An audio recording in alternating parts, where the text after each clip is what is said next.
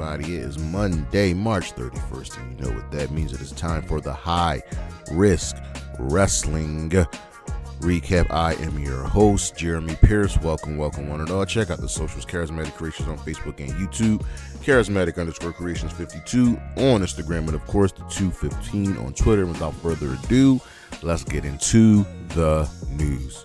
We have a new Hall of Fame inductee that would be none other than the team of the natural disasters, earthquake, and typhoon will be going into the class of 2025. We have a new free agent on the market that will be none other than Alexander Hammerstone, who is getting some interest from the WWE. He finished up with TNA recently. You know, he is also out with an injury, so we shall see how that plays out for him, where he fits into the overall landscape of the WWE and TNA. Orlando once more. WWE, they're putting in an $18 billion, I believe, or $1 million. It's either billion or million. Sorry, million. Of course, it's million. They want to host WrestleMania again and get some more PLEs through 2031. We shall see how that goes down. Mina Shirakawa has finished up with Stardom, and she will be making her way to AEW. She will be a big part of AEW. And here's the thing. Them signing her helps them re-sign Mariah May. So it is a win-win. There have been multiple TNA firings backstage. Multiple names have been released, but the two big names were Ariel Shinner and, of course, Gail Kim. The Gail Kim firing did not sit well with anyone. She's one of the most respected women, most respected people in all of professional wrestling. She eats, sleeps, breathes TNA. She is on the Mount Rushmore, and it's just a matter of the new people in charge really making some really insecure moves. Gail Kim has released a statement. She's saying this is not the end of her. This will be another step. And, you know, she's still passionate about everything. We shall see where she goes. I'm hoping AEW signs her. And the overall direction of TNA has now been called into question after you fire someone like Gail Kim, who pretty much put the Knockouts division on her back.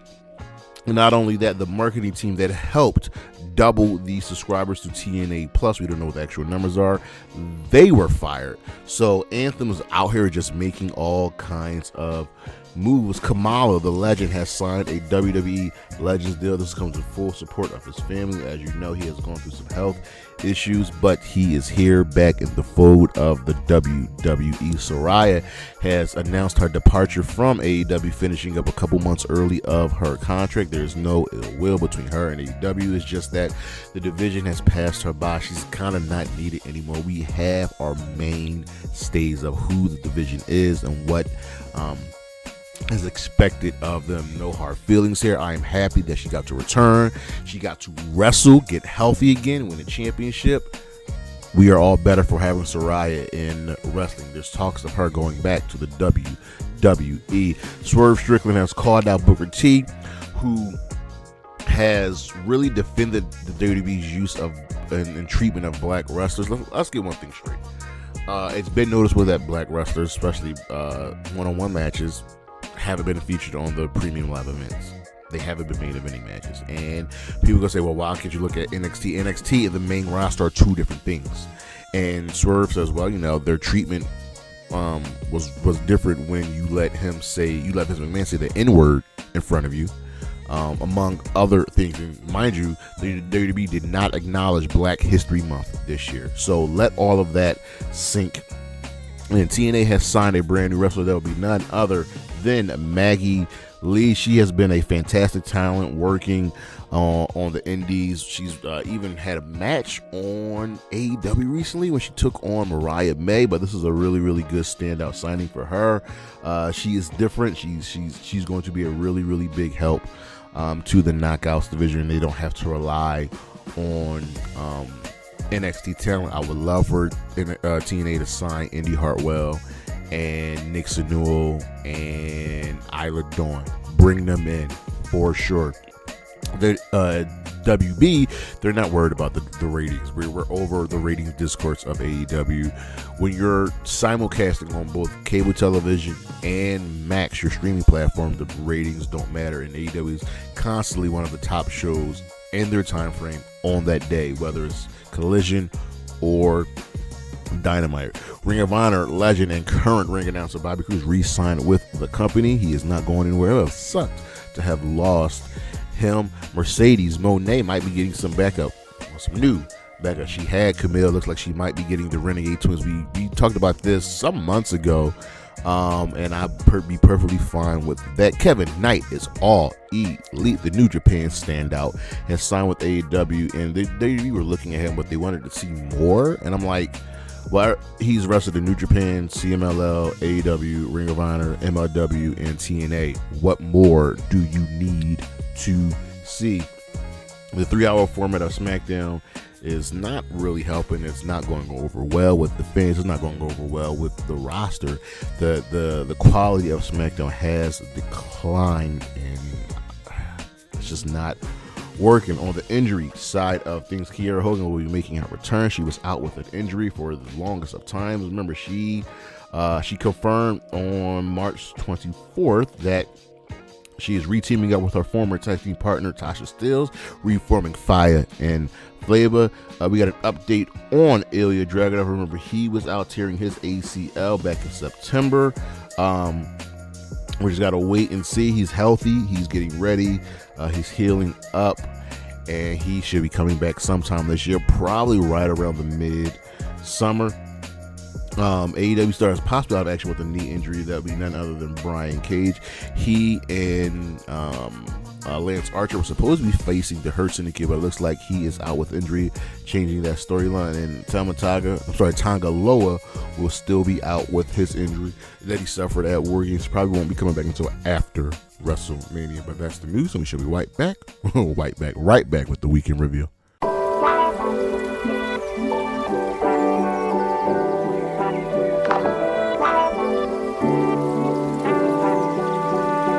All right, you know how we do. We start off with Monday Night Raw. The European tour continues, and this show gets a fist. So we open up with John Cena once again. He ultimately says that he's here to ruin wrestling. Came up with the spinner belt. Y'all teased him, made a joke of it, and then y'all love it. So he's going to take the championship from Cody and walk away and be the last champion, the real world champion. Immediately thinking of CM Punk. Cody comes out, says he won't let that happen. Plain and simple. We'll see where this goes. The Usos defeated A-Town Down Under. Jimmy was Jay's surprise partner. A lot of us wanted it to be Joe Hendry because the pop would have been insane. Jay slipped when trying to attack Gunther after the match. Dom and Liv both think they could change Finn's mind. Chad Gable was sick and he can't face Dragon Lee, so Lee will face El Grande Americano later in the evening. Lara Valkyria defeated Raquel Rodriguez, retaining the Intercontinental Championship. Billie made the save after the match. Jimmy steps to Gunther and man gives him 5 from the black hand side. Woo! Lord, what a slap he gave that man. Adam Pearce gives Rhea a rematch, tells her, hey, listen, you signing the contract doesn't mean anything. It's not legal. It's not binding. But I will give you a rematch against Io. And all three of them, they're fighting. The three women, Bianca, Io, and Rhea. And Bianca ends up dropping Rhea on Io. Dominic Mysterio offers Penta a spot in the LWO. The New Day have to prove themselves, according to Adam Pearce. Bianca is made the special guest referee for Rio versus Io. El Grande Americano defeated Dragon Lee. CM Punk says he will be at the contract signing this Friday on SmackDown. Braun Breaker defeated Penta by DQ, essentially retaining the Intercontinental Championship because the Judgment Day got involved. Finn laid out everybody as Penta declined joining the Judgment Day. Over on Dynamite, this show gets a fist in Dynasty, which is now today 1 week away. Kenny Omega defeated Blake Christian. Definitely like to see these two fight again with a little bit more time. Speedball steps to him, and Ricochet isn't there because he's getting married. This is just, talking in circles for the International Championship match. Chris Jericho wants Brian Keith and Big Bill to step up. MJF accepts MVP's offer to join the Hurt Syndicate because, he doesn't have friends. MVP doesn't have friends. They do business and they can work and be business partners. But Lashley comes out with Shelton Benjamin. He takes the card back. Tells him to get out the ring. And, they'll settle this later. Talking MVP, Big Bill and Brian Keith steps to the Hurt Business. They all share some words, and man, Hurt Syndicate really got the better of them in this exchange. Tony Storm and Thunder Rosa will bring the fight to Mega Bane and Penelope Ford later in the evening, but Rosa also reminds Tony Storm what happened the last time they teamed up. Remember, Tony was a heel. Tony should still be a heel, but I digress. Kyle Fletcher defeated a Brody King in a fantastic match. Powerhouse Hobbs made the save, and then he fought through the breaks. He ends up defeating Mark Davis in his match. Nick Wayne will show Christian that's what happens when you stick to a plan and the plan works, referring to costing Copeland the World Championship. Rated FTR had a sit-down interview. I'm sorry, no, before you even get to that, Hangman is being interviewed, and Swerve and Swerve's like, "Oh, you trying to take my championship away? No, we ain't doing that." And Prisoner pulls Swerve away. Rated FTR have an interview, and they're all at odds because FTR is like, "Yo, we paused our mission, our goal to help you, and you failed. So where does that leave us?" This is going to get really, really interesting. Definitely check out Collision. Swerve calls out Mox and says that he's smarter than Mox, and shows that he's smarter than Mox. And Mox is like, "Listen, you call yourself the most dangerous man in AEW. Well, we'll find out because I'm going to put you down." And Claudio's out there, Marina's out there, but Willow is out there to stop Marina. And Marina's like, "Fuck it." So her and Willow end up fighting before both sides are separated. Samoa Joe chokes out Max Caster for fun. Top Flight won a squash match. Konosuke Takeshita defeated Mark Briscoe. The Death Riders accepts the challenge and sends the challenge right back to rated FTR.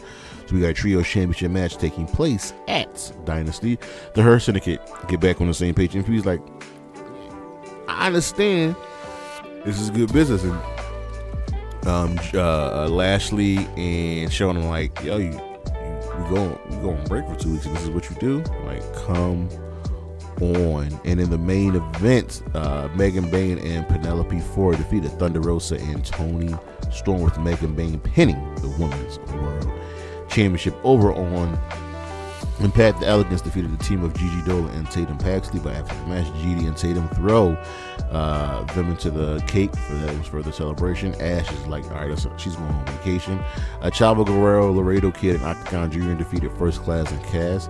Santino Marella has Mance Warner and Sami Callihan promised not to destroy any more property. Masha Slamovich defeated JC Jane. Tessa attacked her after the match, attacked Masha, and Zaya Brookside and Lei Ying Lee made the save. We got a Santana video package. Eric Young defeated Ace Austin.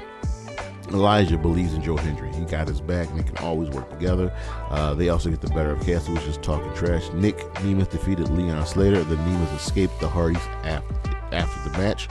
We're definitely getting up to a tag team title match at whatever the next show is. Over on SmackDown, Punk finally gets his dream. This show gets a fist.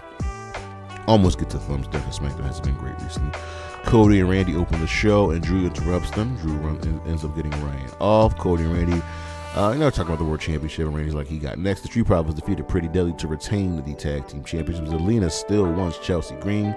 Katana Chance and Caden Carter back her up. The Secret Hervis, Lord, that's hard to say, end up defeating Katana and Caden, but at least good to have them back on TV.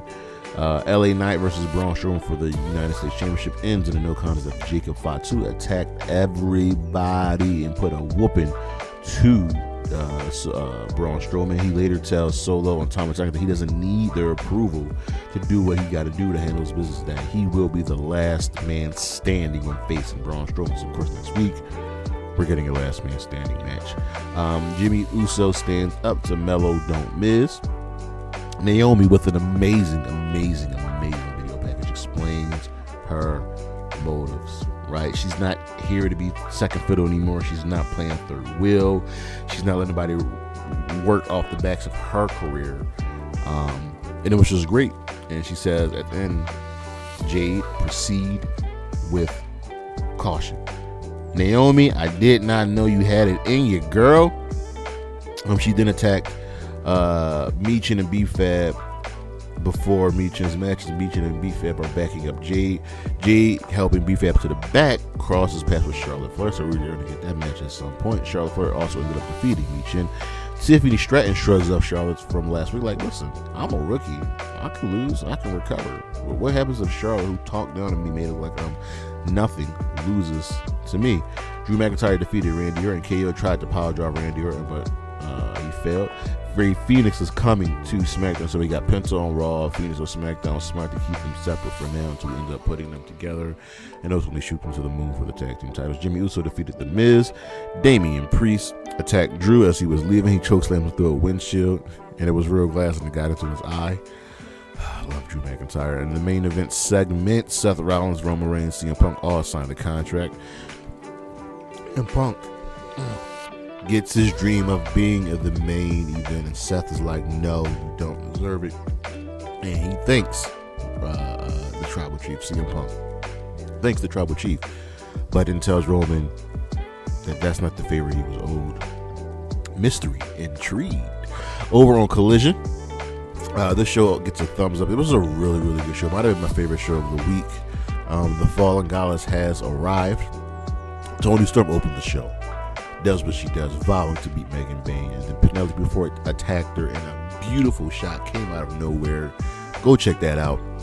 And then Megan Bayne finishes off Toni Storm. The Death Riders will face Cope, FTR, Swerve, and Willow. They will finally deal with all of their problems. Jay White defeated Kevin Knight in a fantastic match. White puts over Kevin Knight and then Jay White announces that he will be in the Owen Hart. So I believe that is Jay White's Hangman, and Adam Cole are in the Owen. Mercedes Moné defeated Robin. Renegade Athena finally arrives and tells Mercedes Moné, whatever you gotta say, don't be passive aggressive about it. Say it to my face. She goes to hit Mercedes with an O face, but sacrifices Robin Renegade instead. Queen Aminata isn't cleared to wrestle. Indeed, boxer for not being cleared. Maybe you should listen to me next time. Learning she defeated Top Flight. The Crew are about to come out and attack Top Flight after the match, but AR Fox stops them. Jamie Hayter will face Billie Starkz, who was the replacement for Queen Aminata. The Undisputed Kingdom want to finish what they started, and this is for FTR, this is for Dan Garcia. Garcia and Daddy Magic like, how many shots are Adam Cole going to get at this championship? He can't win. So they'll do this dance one more time, no count outs, no interference, all of that good jazz. Queen Aminata's, Athena's entering the Owen Hart Cup. Wheeler Yuta defeated Dax Howard, and Dax snapped after the match, just fighting off security, and who ended up holding him, and then he kind of hit his partner, Cash. So Dax is snapper. Maybe we'll get the FTR heel turn. The Crew asks the Patriarchy, yo, what's up with AR Fox, yo? Like, Nick denies, yo, I ain't got nothing to do with that man anymore. We had history. We are done. Hologram went on to defeat Blake Christian. Thunder Rosa and Chris Statlander will also be in the Owen Hart. So that means Thunder Rosa, Chris Statlander, Athena, Mercedes Moné, Willow Nightingale, I believe Jamie Hayter are all in the Owen Hart Cup tournament. This is fantastic. It's going to be a great tournament. In the main event, Jamie Hayter defeated Billie Starkz, and Athena stares down Jamie Hayter after the match. Our matches of the week, we just got a couple. From Dynamite, Kyle Fletcher versus Brody King. From Impact, Chavo Guerrero and Laredo Kid and Octagon Jr. versus First Class and Frankie Kazarian. Also from Impact, Nick Nemeth versus Leon Slater. Don't sleep on Leon Slater. The boy is very, very talented. From Collision, Jay White versus Kevin Knight and Jamie Hayter versus Billie Starkz. Our star of the week, I'm going to give it to Billie Starkz. She's really showing up and showing out, and I'm all for the celebration of Billie Starkz. But that's our show. Thank you for listening. Thank you for watching. Look on the screen what we got coming up. Psych schedule should be out this week. Check out the socials, Charismatic Creations on Facebook and YouTube, Charismatic_Creations52 on Instagram, and of course, the 215. I'll see you when I see you. Peace.